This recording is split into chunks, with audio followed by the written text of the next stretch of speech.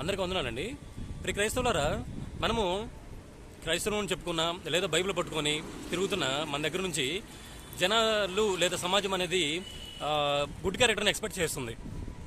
ఎందుకంటే మాట మనం బైబిల్ పట్టుకున్నా లేదా మన క్రైస్తవులు అని చెప్పుకున్నా, బైబిల్ పట్టుకొని లేదా మందుగొట్ల దగ్గర లేదా ప్యాకాట్ దగ్గర లేదా సినిమా హాల్ దగ్గర నుంచున్నాం అనుకోండి, లేదా మన క్రైస్తవులు అని చెప్పుకున్న వారు మనల్ని చూశారనుకోండి ఆ ప్లేస్లో, ఏంట్రా నువ్వు ఎక్కడ నుంచున్నావు, ఎరా బైబిల్ పట్టుకొని సిగ్గు లేదా నీకు, ఎక్కడ నుంచున్నావు, సినిమా హాల్ దగ్గర నుంచున్నావు, మందుగొట్ల దగ్గర నుంచో, ప్యాకెట్ దగ్గర నుంచున్నావు, వ్యభిచార గృహాల దగ్గర నుంచున్నావు, నీకు సిగ్గు లేదా అనేసి మనల్ని క్వశ్చన్ చేస్తారు. ప్రియ దేవుని బిడ్డలారా, మనకి ఆ క్వశ్చన్ వచ్చిందంటే మనం నమ్ముకున్న దేవుని బట్టి చాలా గర్వపడాలి. ఎందుకన్నానండి మాట, అన్యులకి ఆ గర్వపడే తనం అనేది ఉండదు. ఎందుకంటే వాళ్ళు ఆ క్వశ్చన్ ఫేస్ చేయలేరు.